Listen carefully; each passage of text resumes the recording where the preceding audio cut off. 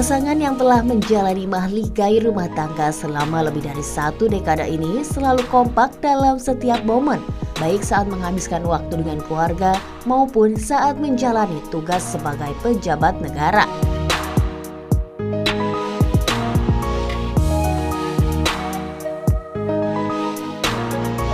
Romantisan keduanya kerap ditampilkan ke publik dan menuai pujian. Meski badai menanti, senyummu beri sejuta. Arumi Bachsin, wanita kelahiran tahun 1994, keturunan Indonesia, Jerman, dan Belanda, mengawali karir sebagai model dan pemain sinetron. Sementara sang suami, Emil Dardak, pernah berkarir sebagai vokalis band dan akhirnya banting setir menjadi politisi hingga kepala daerah. Meski badai menanti, senyummu beri sejuta damai di hatiku. Pucuk dicinta ulang pun tiba. Menjalin hubungan asmara selama 2 tahun, Arumi yang saat itu masih berumur 19 tahun dipersunting oleh sang kekasih Emil Dardak pada 30 Agustus 2013. Meski terpaut usia 10 tahun dengan suaminya, Emil dan Arumi selalu menemukan cara agar keduanya selalu romantis di tengah kesibukan dan padatnya jadwal kerja. Dengan 2 kepribadian yang sungguh berbeda, Arumi yang terlihat manja dan ceria, sedangkan Emil dengan pribadi yang praktis. Pasangan suami istri ini saling mengisi satu sama lain. Romantisme pasangan ini pun selalu mencuri perhatian publik hingga disebut sebagai couple goals.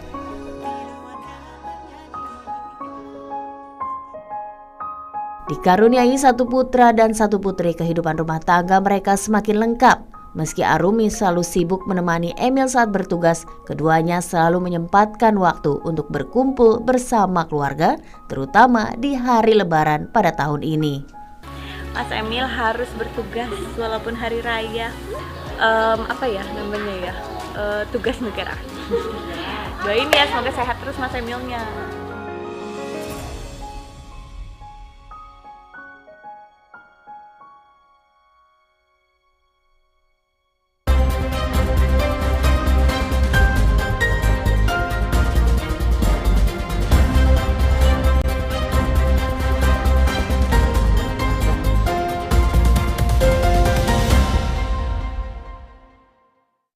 Assalamualaikum warahmatullahi wabarakatuh. Pemirsa, Idul Fitri selalu menjadi hari yang dinantikan oleh seluruh umat muslim di dunia.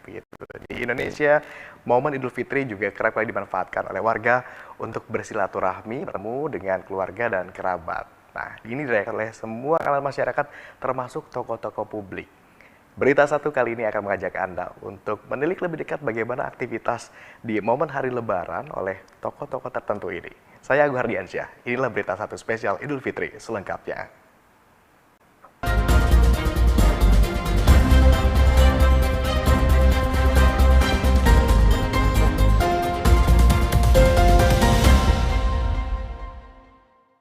Dengan jabatan ini sebetulnya kalau posting yang ringan atau bahkan tentang keluarga itu kira-kira diterima nggak ya sama masyarakat. Terus aku bilang, loh pejabat juga kan manusia, jadi pasti ada sisi kekeluargaan, sisi-sisi yang sama dengan masyarakat lainnya yang mungkin bisa relate gitu sama banyak masyarakat. Justru sisi humanisnya seperti itu kayaknya nggak apa-apa deh Mas, nggak bertentangan gitu. Karena justru kayak kompak banget gitu ya. Iya.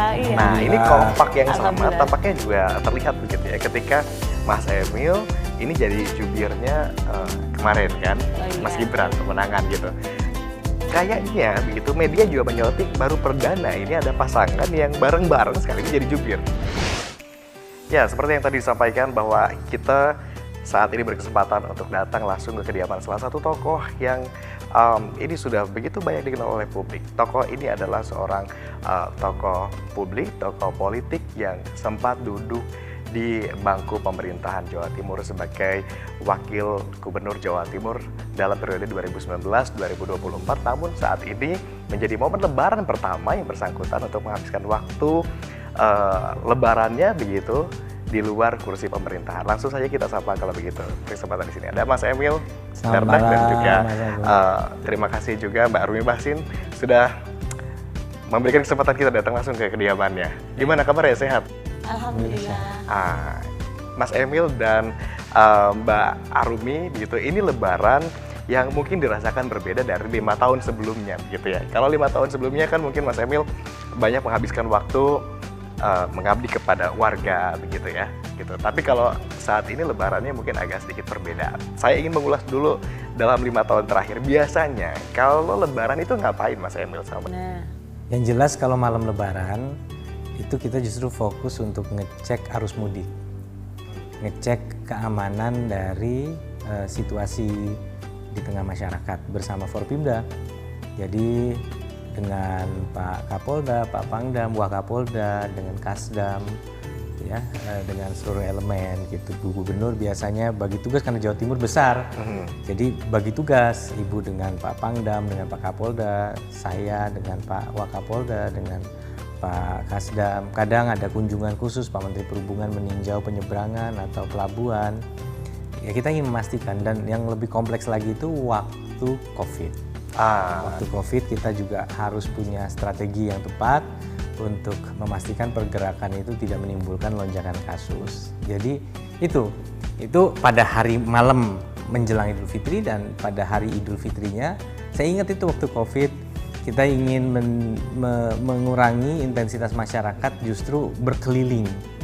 Karena itu artinya meningkatkan resiko interaksi dan secara logis penyebaran COVID juga bisa meningkat gitu. Jadi ya itulah kenangan-kenangan beberapa tahun terakhir kalau Lebaran gitu. Dan yang pasti di hari H Lebarannya tadi itu kita tetap melakukan pemantauan.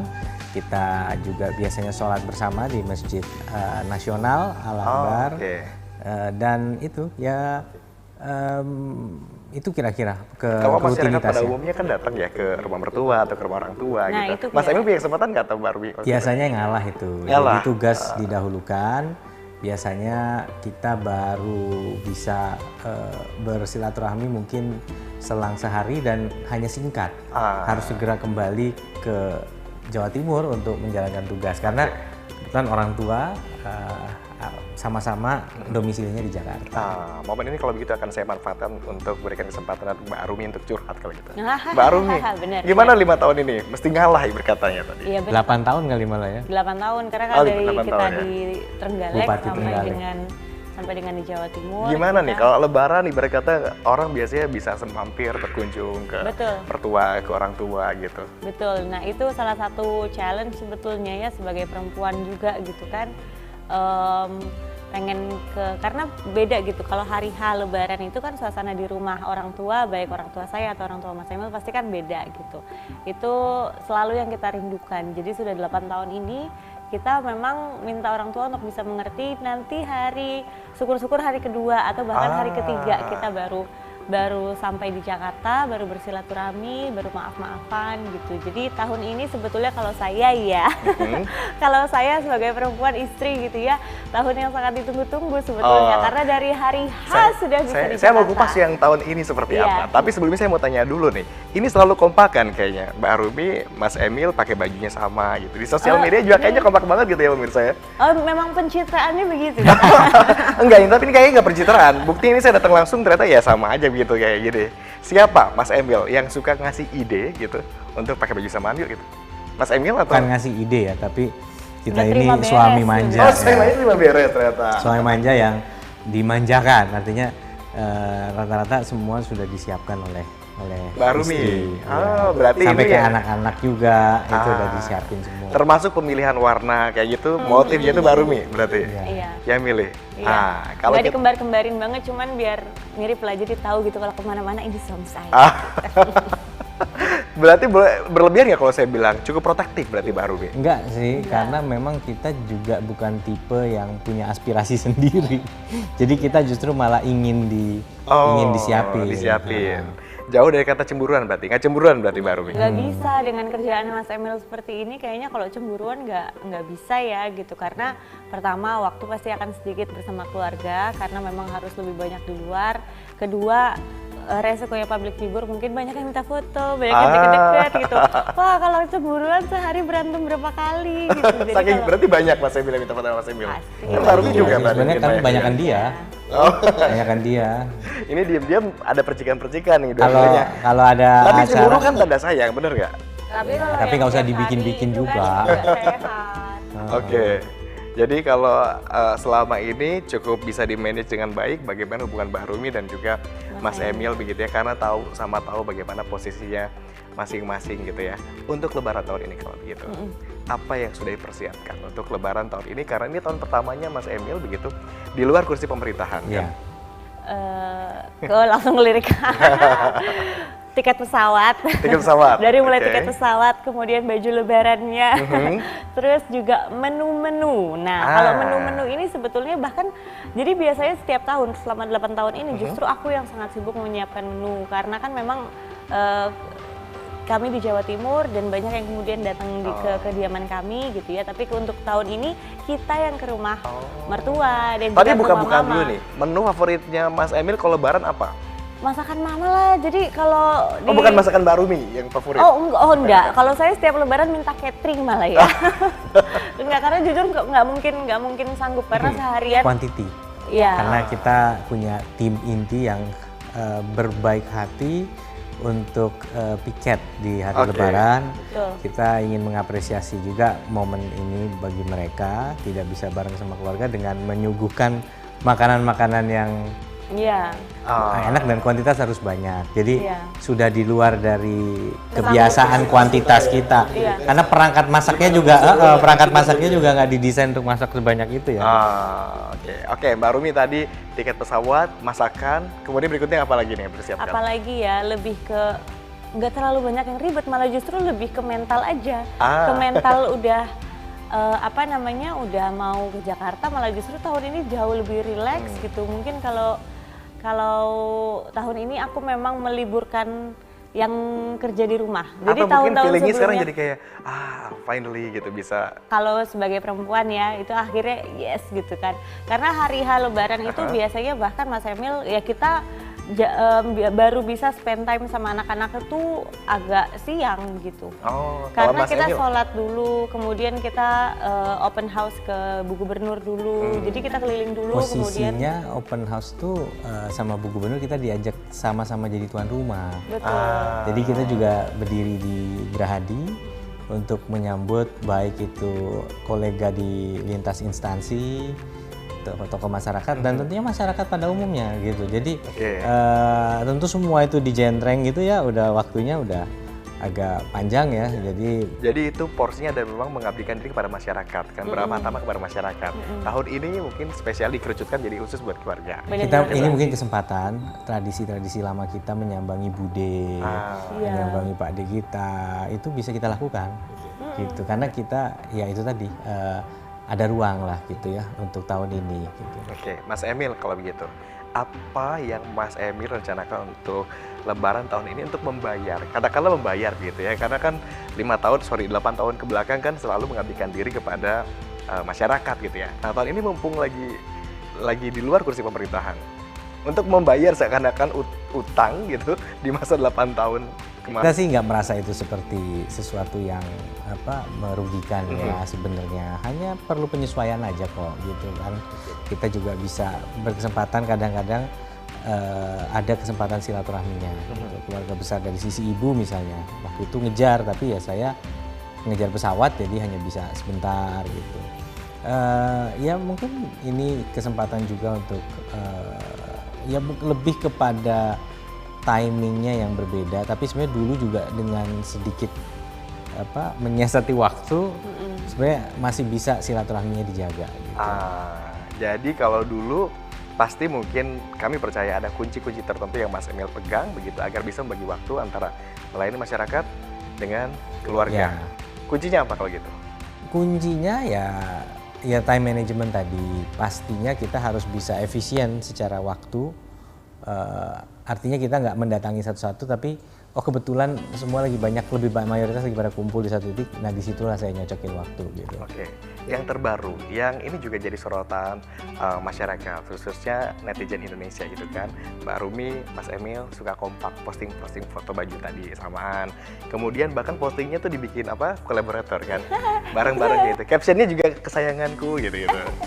Itu siapa yang suka bikin caption sih? Ya jadi biasanya aku kan bikin ya. Terus habis itu Mas Emil tuh namanya orang eksak gitu atau orang yang kerja gitu kan, pasti sosial medianya kan antara aktif nggak aktif gitu kan. Nanti ada saatnya dia bisa aktif, tapi kalau sibuk ya mungkin nggak aktif karena semua masih dipegang sendiri. Jadi ad kolaborator itu malah justru wah bagus nih, jadi aku nggak perlu mikirin postingan gitu. Jadi gitu aja. Oh gitu. Betul. Saya tergolong nggak Efisiensi. terlalu sering sebenarnya posting. Kadang admin, tapi admin juga karena kebawa gaya saya nggak apa-apa diposting gitu.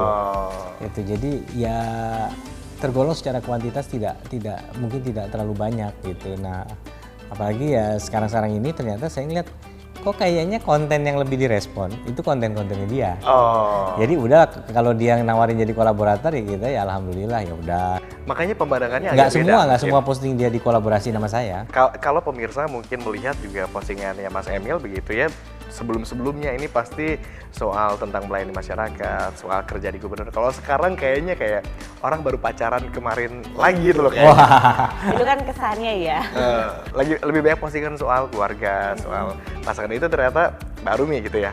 Iya, Tapi dan kenapa? waktu itu sebenarnya kita tuh ragu-ragu. Mungkin Mas Emil juga awalnya tuh ragu-ragu ini dengan jabatan ini sebetulnya kalau posting yang ringan atau bahkan tentang keluarga itu kira-kira diterima nggak ya sama masyarakat. Terus aku bilang, lo pejabat juga kan manusia, jadi pasti ada sisi kekeluargaan, sisi-sisi yang sama dengan masyarakat lainnya yang mungkin bisa relate gitu sama banyak masyarakat. Justru sisi humanisnya seperti itu kayaknya nggak apa-apa deh Mas, nggak bertentangan Dan gitu kelihatan karena justru kayak kompak banget gitu ya. iya. Nah ini kompak yang sama Alhamdulillah. tampaknya juga terlihat begitu ya ketika Mas Emil ini jadi jubirnya kemarin kan, Mas Gibran kemenangan gitu. Kayaknya begitu media juga menyoroti baru perdana ini ada pasangan yang bareng-bareng sekaligus jadi jubir. Iya sama, kita juga bilang bareng-bareng nih gitu kan.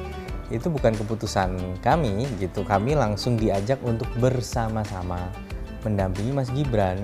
Oh waktu itu justru Mas Gibran langsung nunjuk. Mas Gibran langsung ngajak Dua-duanya bersama, nih, Mas dua-duanya. Emil sama Dan Barumi. kami paham konteksnya seperti apa itu lengkapnya ya pada saat beliau mengumumkan itu waktu itu.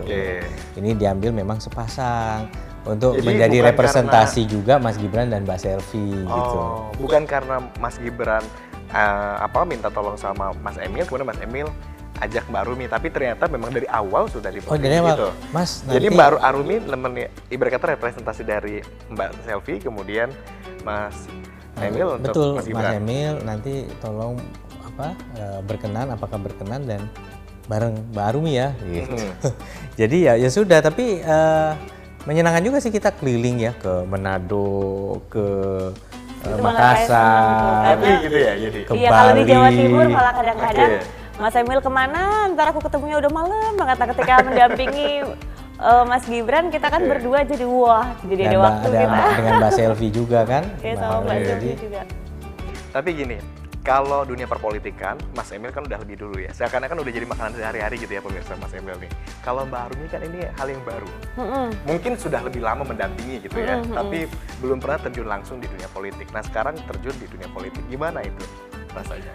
Saya itu kan karena konsepnya ya mendampingi Mas Emil gitu ya, rasanya masih lebih nyaman. Pengertian saya atau pemahaman saya terhadap politik tentu jauh lebih dalam jadinya daripada awal pertama kali mendampingi Mas Emil gitu ya. Tapi kok nyaman menjadi pendamping?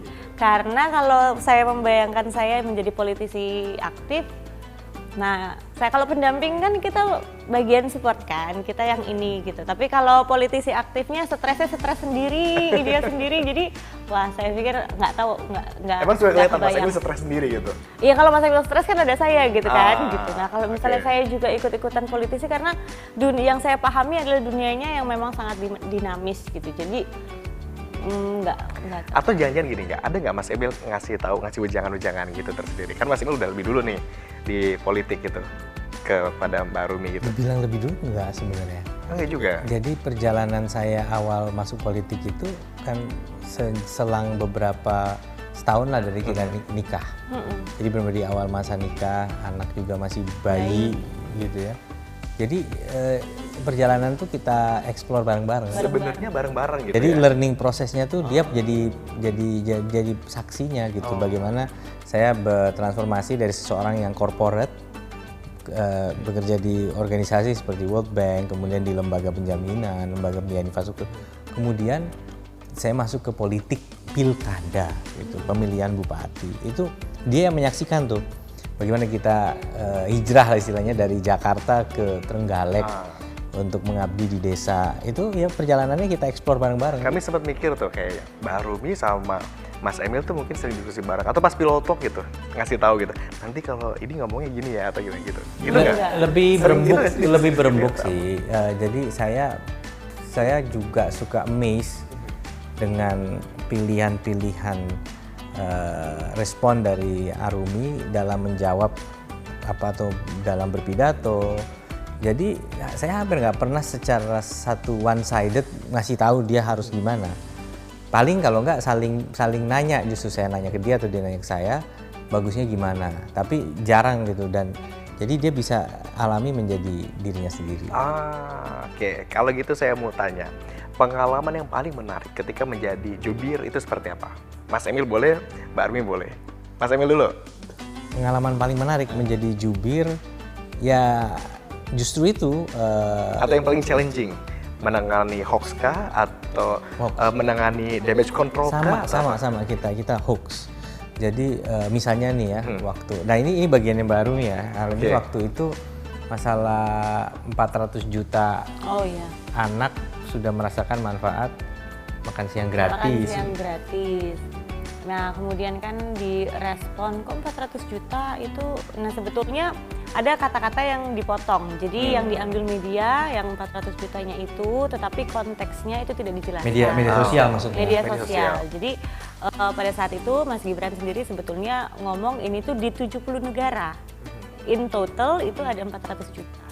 Jadi ketika diambil hanya sepotong 400 juta, dikira yang baca itu adalah di Indonesia. Jadi kan jumlah penduduk Indonesia, Indonesia aja segini, anaknya kok lebih banyak dan sebagainya. Jadi akhirnya kita coba menjelaskan karena kita yang mendengar dan paham maksudnya waktu itu. Mengklarifikasi biasanya mengenai isu anak-anak, isu anak-anak bukan isu kekanak-kanakan, isu mengenai masa depan dari anak-anak Indonesia, isu mengenai masalah sosial itu lebih banyak direspon oleh Arumi. Saya mungkin lebih ke yang ekonomi, sosiopolitik gitu.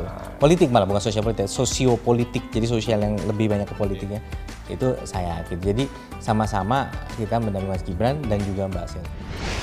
Aku bingung ada apa ya, tapi aku udah langsung masuk gitu kan, langsung masuk nggak lama keluar.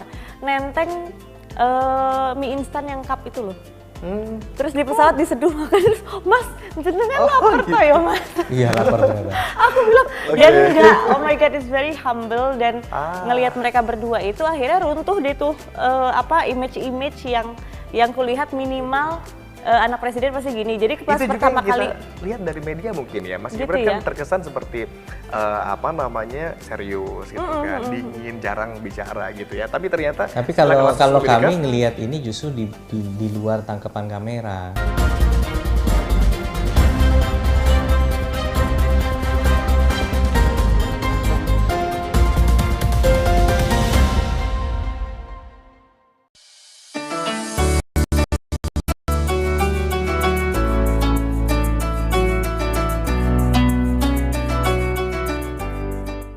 Assalamualaikum warahmatullahi wabarakatuh. Saya Emil Darda. saya Anjasi. Kami mengucapkan Selamat Hari Raya Idul Fitri 1445 Hijriah. Mohon maaf lahir dan batin. Semoga tentunya Hari Raya Idul Fitri ini membawa berkah. Terus saksikan BTV. Bersatu, raih berkah.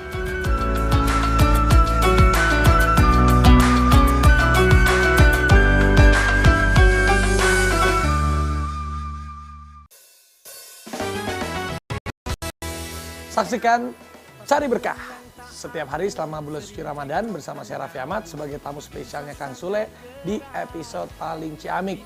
Program Cari Berkah, jangan lupa ya, cuma ada di BTV. Insya Allah lebaran ini kita bisa berkumpul bersama keluarga dan mencari berkah, mendapatkan berkah dari Allah Subhanahu wa Ta'ala. Jangan lewatkan Cari Berkah tayang hari ini hanya di PTV. Melihat dunia dari sisi lain.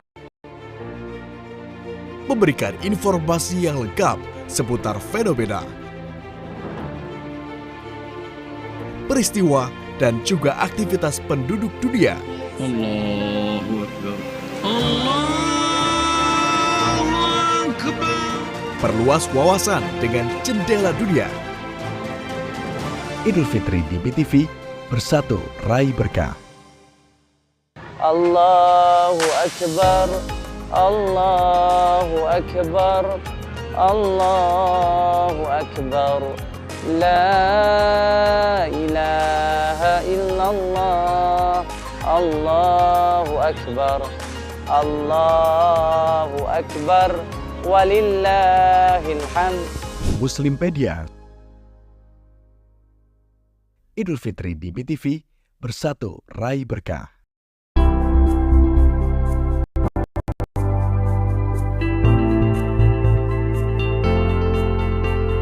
Pada masa kampanye Pilpres 2024 lalu, Cawapres Koalisi Indonesia Maju Gibran Rakabuming Raka menunjuk pasangan suami istri Emil Dardak dan Arumi Bachsin sebagai juru bicara dirinya.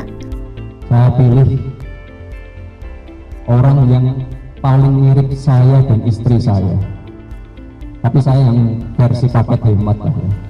Jadi saya pilih Pak Emil, Bu Emil karena paling mirip sama saya dan istri saya. Di mata Gibran, Emil dan Arumi adalah pasangan serasi, layaknya ia dan sang istri Selvia Ananda.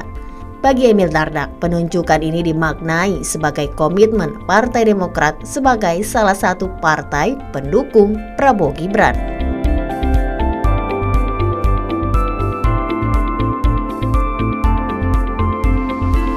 Emil sendiri adalah Ketua Dewan Perwakilan Daerah Partai Demokrat Jawa Timur.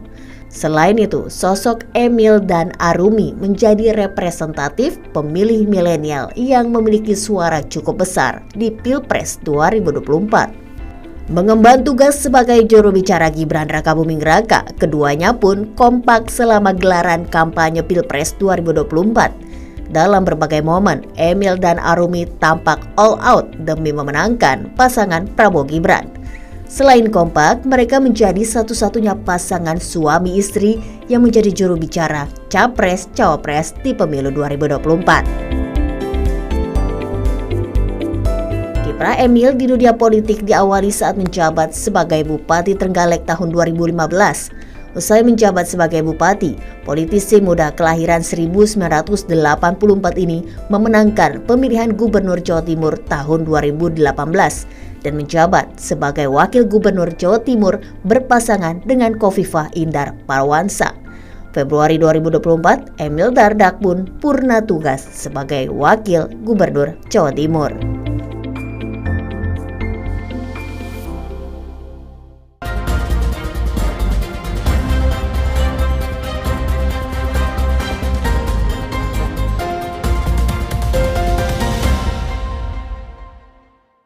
Ada beberapa momen menarik tentunya yang bisa dikupas lagi begitu dari sosok Emil Dardak dan juga Arumi Bachsin soal bagaimana ketika mereka menjadi jubir di dalam agenda Pilpres kemarin. Kita kembali kulik bersama dua narasumber kita yang sudah bergabung di Berita Satu spesial Idul Fitri kali ini. Mbak Arumi, Mas Emil begitu.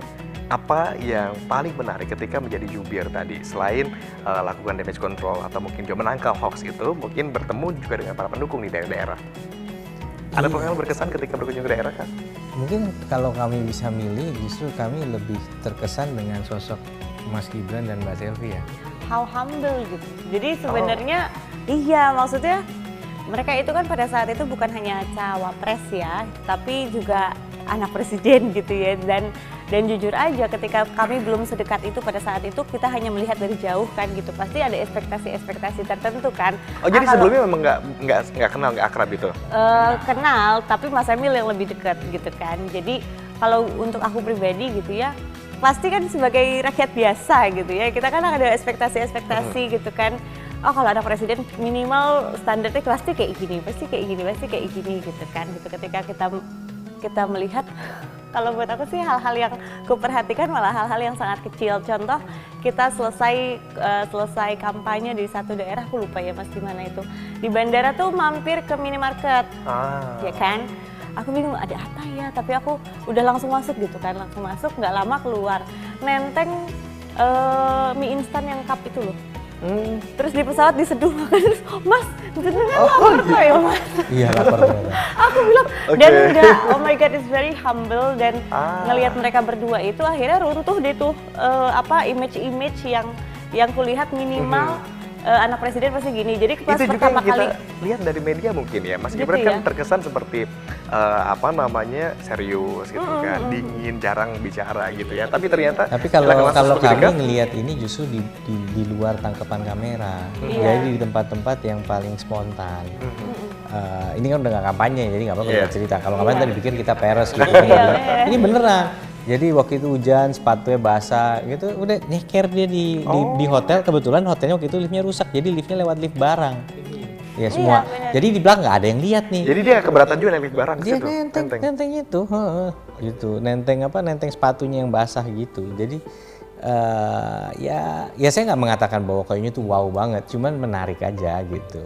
Menarik karena menurut aku tuh ya itu tadi ada ekspektasi karena background beliaunya itu A, B, C, D gitu kan, pasti secara otomatis kita mikir minimal kayak gini. Nah yang buat aku senang adalah mendampingi itu relatable banget. Jadi tembok, karena kita pikir backgroundnya A, B, C gitu kan, tembok itu tuh nggak ada sama sekali. Jadi beliau tidak menempatkan diri seseorang yang sulit di approach, itu enggak. Jadi Mbak Selfie-nya juga sangat ngobrolnya, kita juga ngobrol bener-bener soal keibuan gitu loh. Anak-anak ini gini loh Bu, anak saya gini, kalau yang cowok gini, sama Bu gini-gini. Jadi kadang-kadang tuh aku suka lupa gitu bahwa ini aku dampingin tapi kok kayak dampingin temen ya.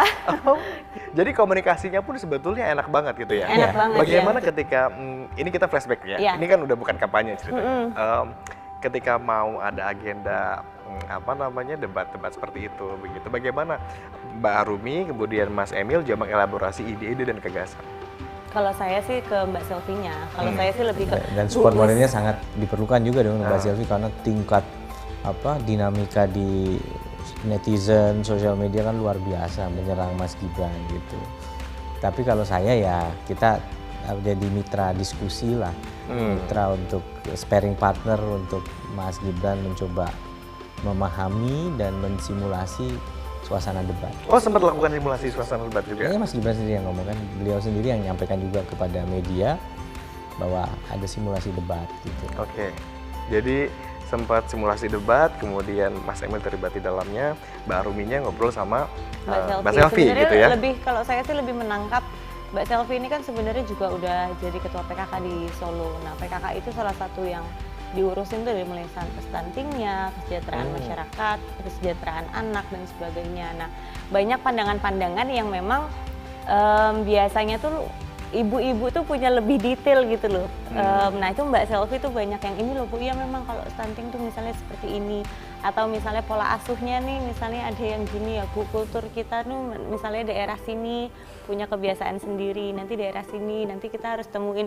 Nah hal-hal seperti itu nanti aku bantu sampaikan ke Mas Emil, Mas ini mungkin ini, jadi kalau memang siapa tahu debat-debatnya ada yang menyinggung sedikit mengenai isu-isu yang domestik gitu ya. Nah itu ide-ide dari Mbak Selfie pun bisa tersampaikan. Gitu. Mas Emil duduk sekarang di sisi pemenang pemilu begitu. Dari real count sudah terbukti begitu ya.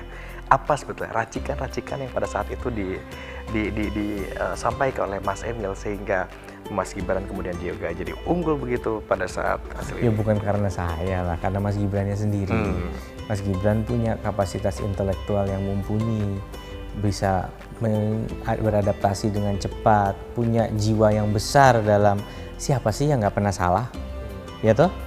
Gitu. So hebat apapun orang, tapi Mas Gibran menyikapinya dengan sangat matang. Tapi juga yang menarik dengan sangat woles, ya. Gimana jaketnya justru ditulis Samsul gitu kan? Ya, jadi beliau kemudian ada emblem kecil di iya, jadi bahwa memang yang dibutuhkan oleh generasi muda tuh daya tahan jangan satu kali gagal itu kemudian menjadi sebuah batu sandungan yang sangat-sangat berdahsyat untuk dia bisa bangkit. Nah, saya rasa itu yang menjadi sebuah keteladanan yang luar biasa, bahwa ada hal-hal yang mungkin bisa berkontribusi dari sisi saya, pengalaman saya. Saya rasa juga Mas Gibran punya pengalaman yang sama. Beliau bahkan punya pengalaman sebagai entrepreneur, yang mana hari ini bahkan dunia pemerintahan harus semakin melek juga realitas seorang entrepreneur atau wirausaha. Jadi Mas Gibran ini datang di saat yang tepat. Di saat memang paradigma konvensional mengenai bagaimana mengelola pemerintahan sedang di-challenge luar biasa. Dan itulah yang saya lihat, beliau membawa warna baru gitu, membawa perspektif yang sangat-sangat menarik, dan mudah-mudahan apalagi melihat Pak Prabowo juga pemimpin yang sangat mengayomi. Saya yakin beliau akan mengayomi bahkan wakilnya dengan sangat baik. Ini akan menjadi kombinasi yang sangat-sangat bagus bagi Indonesia. Oke, tapi kalau bicara soal rasa, ada nggak sih kepuasan tersendiri ketika mengetahui begitu upaya yang sudah dilakukan dalam periode tersebut kemudian membuahkan hasil? Ya pasti, itu manusiawi ya. Tapi bukan kemudian untuk berbangga terlalu berlebihan. Sebagai juru bicara dan juga kampanye daerah nih. Nah. Ya, jadi ya alhamdulillah ya, Jawa Timur juga dengan dukungan seluruh tokoh-tokoh dan elemen masyarakat, relawan yang luar biasa. Semua elemen bekerja luar biasa sehingga kemudian hasilnya juga membahagiakan. Tapi balik lagi tadi, yaitu bahwa manusiawi untuk kita merasa senang, merasa ada sebuah fulfillment, ada capaian, tapi jangan euforia, jangan kemudian menjadi jumawa. Itu yang bahkan dicontohkan Mas Gibran sendiri sebenarnya. Beliau tuh cool gitu loh. Nggak pernah over excited, nggak pernah over disappointed gitu, terlalu kecewa berlebihan atau terlalu senang berlebihan. Smooth. Oke. Kalau jadi juru kampanye di daerah aja kemarin bisa menunjukkan hasil yang optimal begitu. Seandainya begitu ada posisi di mana Jawa Timur atau di daerah gitu, di pilkada daerah gitu, Mas Emil maukah maju ke pilkada daerah? Kenyataannya memang bahkan ini sudah terlaksana di penghujung 2023, tepatnya di awal bulan Desember ya. Pada saat partai-partai politik yang tergabung dalam Koalisi Indonesia Maju menyatukan langkah untuk mengusung Ibu Khofifah Indar Parawansa. Nah, khusus untuk Partai Demokrat yang memang kami juga adalah kader di sana, itu memberikan surat tugas untuk Ibu Khofifah yang juga didampingi kembali oleh saya. Dan ini alhamdulillah direspon dengan baik oleh Ibu Khofifah. Bu Khofifah welcome. Bu Khofifah mengajak kita berkomitmen berikhtiar bersama-sama.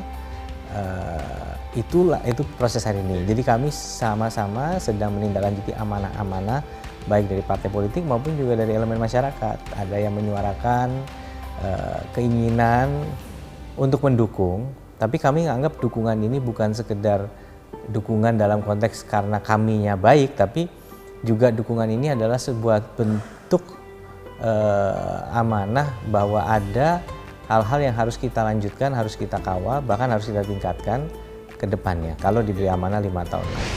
Sekarang saya balik deh, jangan ngomong apa maunya Emil atau juga Arumi sebagai pendampingnya. Kita ngomong realita politik gitu ya, bahwa pada saat kita sudah bicara Provinsi Jawa Timur, mungkin juga DKI Jakarta, Jawa Barat gitu ya, dan juga konstelasi kabinet, apalagi melihat bagaimana ini sekarang sedang berjalan, sangat-sangat tidak pas kalau ada amanah yang sedang posisinya per saat ini sedang dipercayakan kepada saya, terus saya kemudian kalau gini gimana? Kalau gini gimana? Jalan aja. Kalau nggak disuruh nggak bisa.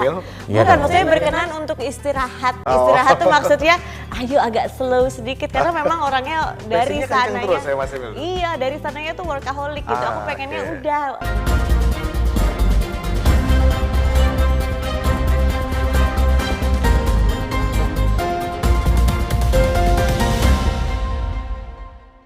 Allahu Akbar.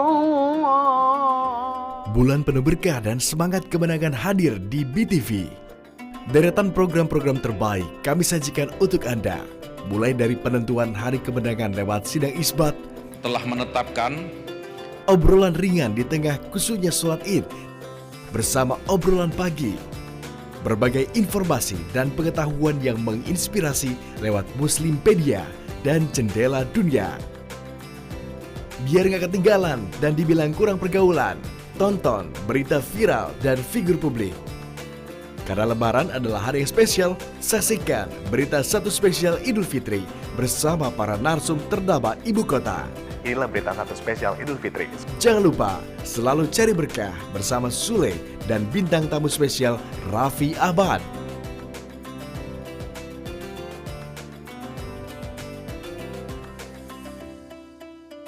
Idul Fitri di BTV, bersatu raih berkah.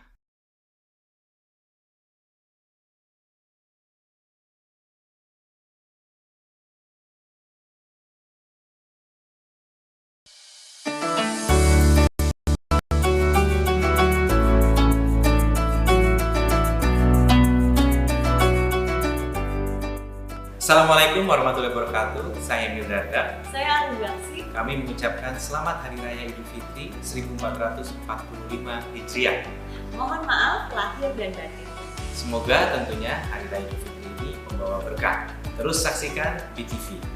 Bersatu raih berkah.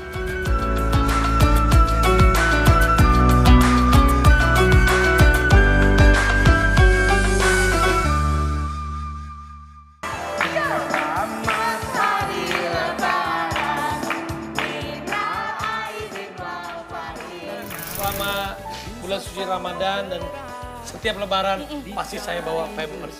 Pak, Bapak tahu konsep lebaran nggak Pak? Hampers. Oh, hampers. Tapi kenapa berantem ini? Kenapa selama ini kamu tidak pernah mau ketemu sama saya? Selama ini kamu... Saksikan Cari Berkah tayang hari ini spesial Hari Kemenangan hanya di BTV.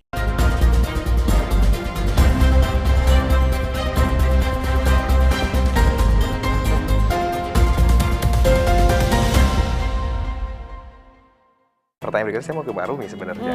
Sinyalnya udah ada Mbak Rumi nih, berarti akan maju lagi berarti. Gimana? Kalau Dari saya kacamata Mbak Rumi, ini berarti akan lebaran yang mungkin satu kali aja nih. Enggak, tapi maksudnya gini, memang jabatan publik itu punya hal-hal secara personal yang harus ya quote unquote terkorbankan sedikit.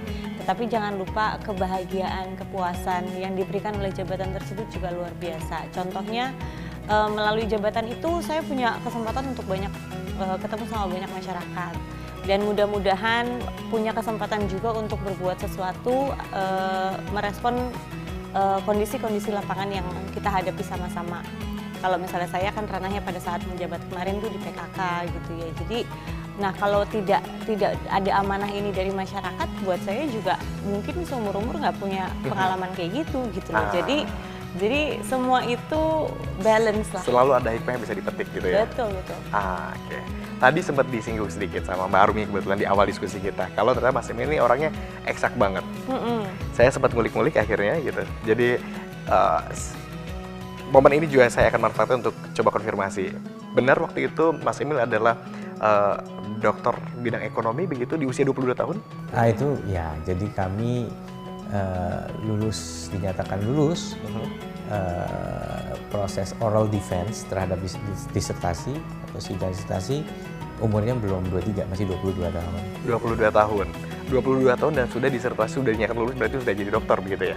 Ya, akan itu titiknya. Setelah itu sudah semua syarat sudah terpenuhi pada hari itu. Waktu itu penelitiannya apa yang dianggap? Mengenai strategi pengembangan kota intermediate. Jadi saya melihat bahwa tidak mungkin dikotominya itu hanya desa dan kota metropolis. Perlu ada kawasan-kawasan yang lebih bisa dijangkau masyarakat pedesaan, tapi memberikan kualitas hidup seperti layanan kesehatan, layanan pendidikan, layanan ekonomi juga untuk distribusi maupun produksi, dan juga misalnya bahkan hiburan masyarakat itu Tapi kan nggak mungkin di semua desa itu dibikin, maka harus ada istilahnya kota kecil ya, kota intermediate cities. Nah itu bahan disertasi saya, mencoba melihat bagaimana sebuah kota ini bisa dikembangkan untuk menciptakan keterkaitan desa kota yang lebih sehat. Nggak kota tuh nguras semua resources di desa. Sempat nggak itu terimplementasikan? Di Trenggalek saya sempat coba terapkan, di Jawa Timur juga dengan arahan kebijakan Bu Khofifah, beliau punya programnya petik olah kemas jual. Sebenarnya program ini bukannya seakan-akan ini nggak pernah dijalankan, tetapi beliau memberikan komitmen besar untuk mendorong bahwa kalau mau ada fasilitas pengolahan, pengemasan, itu kan perlu ada skala ekonomi. Maka perlu ada strategi untuk membangun infrastruktur yang orientasinya itu memusatkan titik kegiatan yang bisa melayani beberapa desa secara simultan. Gitu. Jadi ini juga terapkan di Trenggalek, kita mengembangkan. Jadi pada saat kami dapat kesempatan program yang mengapresiasi prestasi Trenggalek, kita diberi dana beberapa miliar untuk membenahi alun-alun. Bukan di depan pendopo saya yang saya benerin, tapi justru ada kota yang jaraknya itu 1,5 jam dari Trenggalek pusat kota di pesisir selatan. Dan kota ini melayani sekitar 6 kecamatan dan 2 kabupaten, di antaranya ada tersebar di 2 kabupaten tetangga, Pacitan dan Ponorogo. Nah, akhirnya kita melakukan pengembangan kota dan mengembangkan balai kota di kantor kecamatan. Di kantor itu. Nah, ini yang kemudian menciptakan sebuah suasana kota yang hidup di selatan. Nah, harapannya kemudian terjadi sebuah aglomerasi. Aglomerasi di pusat kota yang kita sebut namanya Kota Panggul di Trenggalek. Kota Panggul. Waktu itu ya. Ini sudah diterapkan di Trenggalek, juga di Jawa Timur begitu. Apakah ini sudah mulai saatnya jadi diterapkan ke seluruh wilayah di tanah air? Maksud saya ke sini, Mas Emil, ada satu kementerian yang mungkin nyerempet dengan urusan desa Kemendes. Seandainya posisi itu tersedia, Mas Emil bersediakah? Ya itu kan nggak bisa pertanyaan seperti itu ya, menurut saya. Mohon maaf nih dengan segala hormat, Mas, karena itu prerogatif Presiden nomor 1 ya. Yang kedua artinya. Tapi banyak yang lihat ini cocok nih kayaknya gitu. Saya jujur, menurut saya banyak juga tokoh-tokoh yang bagus untuk menjalankan tugas itu di Indonesia, karena kita negara yang juga sangat mendorong pembangunan desa. Jadi apalagi tadi sebagaimana saya sampaikan bahwasanya ada ikhtiar yang sedang ongoing dengan Ibu Khofifah. Tapi memang Ibu Khofifah sendiri juga menyampaikan kepada publik, kepada relawan, mengenai apa yang tadi Mas sebutkan bahwa mungkin saja. Ini sempat di-mention ya berarti? Ibu yang mention. Mungkin saja memang ada ruang pengabdian yang yang lain. Saya posisinya begini. Saya posisinya kita ini harus istiqomah. Artinya biarkan itu menjadi ranah para sesepuh. Termasuk Bu Khofifah sendiri. Bu Khofifah mengajak para kiai istiqoroh, itu bagian dari para sesepuh. Mungkin juga karena ada partai Demokrat di dalamnya, misalnya dengan Pak SBY. Ada partai-partai lain yang sudah mengusung Bu Khofifah seperti Gerindra, PAN, Golkar, dengan Pak Prabowo atau dengan para fungsionalis Gerindra, dan juga tentunya mohon maaf, saya sampaikan Demokrat AHY, Ketua Umum Pak Mas AHY ya. Kalau Pak SBY adalah Ketua MTP, tapi tentunya Ketua Umumnya adalah Mas AHY. Tapi memang hal-hal yang berkaitan dengan Rekom itu Mas AHY akan merembuk bersama dengan MTP. Ya. Lalu ada PAN misalnya Pak Zulkifli Hasan atau tokoh-tokoh.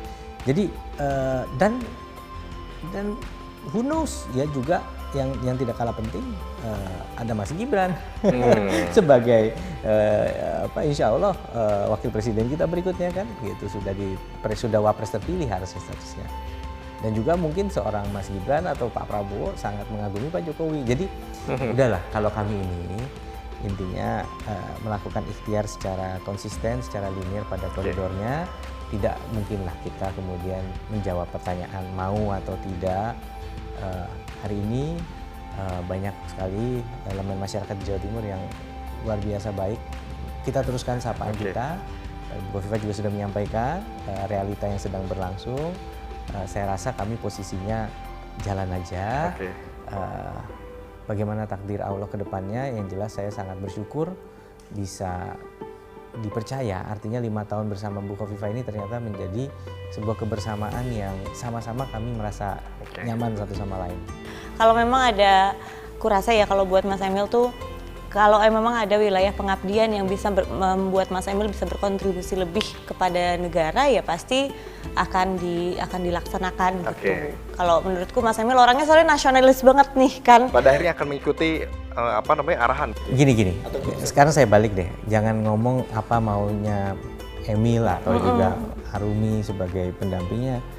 Kita ngomong realita politik gitu ya, bahwa pada saat kita sudah bicara Provinsi Jawa Timur, mungkin juga DKI Jakarta, Jawa Barat gitu ya, dan juga konstelasi kabinet, apalagi melihat bagaimana ini sekarang sedang berjalan, semuanya ini pasti saling berembuk. Saling berembuk, ada komunikasi lintas partai, lintas stakeholder dan sebagainya. Tapi per hari ini ruang ikhtiar yang sudah diamanahkan adalah Jawa Timur. Ya. Dan untuk yang artinya kita apabila katakanlah sebagaimana disampaikan oleh Bu Khofifah, ya, ada ruang pengabdian yang lain, itu adalah bagian dari tentunya para tadi.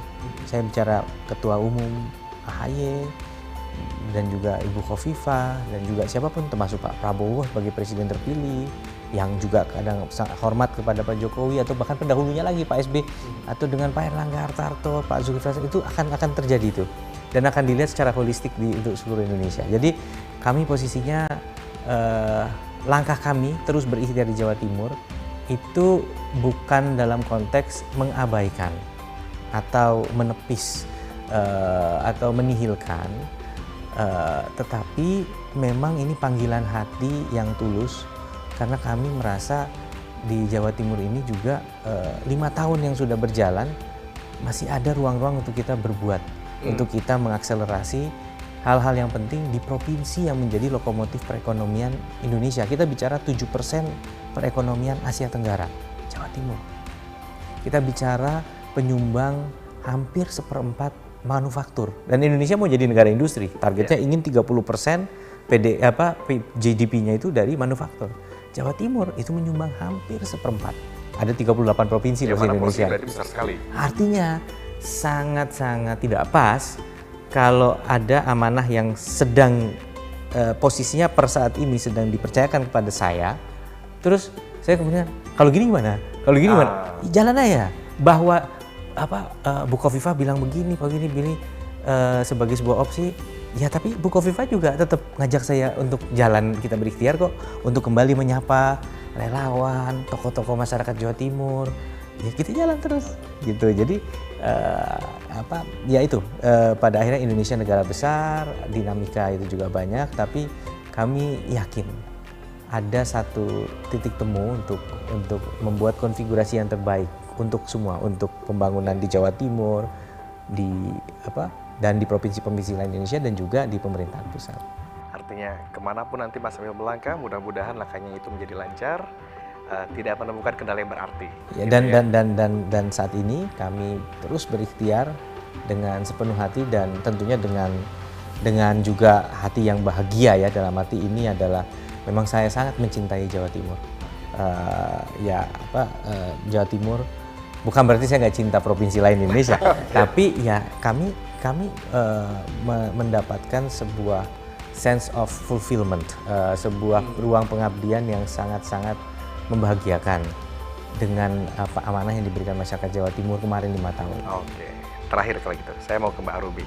Kalau ternyata mungkin pada periode berikutnya Mas Emil sudah punya rencana, Mbak Arumi, ada rencanakah itu untuk mengisi Lebaran tahun ini mau ngapain aja gitu sebelum Mas Emil sibuk lagi?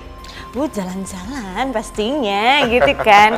Yang aku pengen tuh Mas Emil punya kesempatan banyak sama anak-anak sih. Karena kan pada saat Lebaran tuh kan musim libur juga gitu kan. Jadi terus juga nanti kita akan pertengahan tahun anak-anak akan libur panjang gitu. Maksudnya aku pengen Mas Emil punya banyak waktu, sebenarnya bukan sama saya aja gitu, tapi juga sama anak-anak. Karena Mas Emil sebagai seorang ayah juga sebenarnya kan berat juga ya, dia punya tanggung jawab workaholic di luar rumah, tapi ada yang dikorbankan juga, dia nggak bisa setiap saat melihat perkembangan anak-anak, jadi tahu-tahu kok anak-anak itu udah gede ya gitu ya. Sudah mudah-mudahan pada kesempatan ini betul-betul bisa punya, karena itu rileksnya Mas Emil juga kan, jadi nggak serius terus gitu. Aku pengennya Mas Emil juga mau berkenan gitu ya, karena kalau nggak disuruh nggak bisa.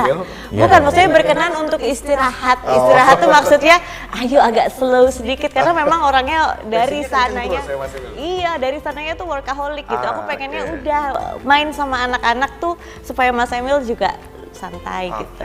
Paling gitu sih kalau harapan ibu-ibu kan ya, kalau perempuan istri pasti sesimpel-simpel itu aja. Oke, kalau gitu ini momen yang mungkin pas Mas Emil, Mbak Rumi untuk tadi kalau kata baru bilang slow down dulu gitu, mungkin nanti lari kencang lagi. Terima kasih sudah berkenan sama-sama Mas Agung untuk diskusi kita di hari Lebaran ini begitu.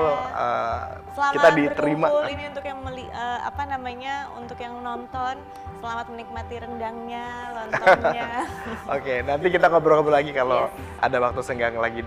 Ini jadi momen yang pas banget juga buat kita datang sini karena pas begitu kan, tadi lagi slow down sekarang gitu. Mungkin nanti akan susah kesempatannya. Makasih banyak. Sama-sama. Selamat Lebaran juga. Selamat Idul Fitri. Dan pemirsa, demikianlah berita satu spesial Idul Fitri kali ini. Saksikan terus di TV untuk informasi update lainnya. Saya Agung Hardiansyah, pamit undur diri. Sampai jumpa. Assalamualaikum warahmatullahi wabarakatuh.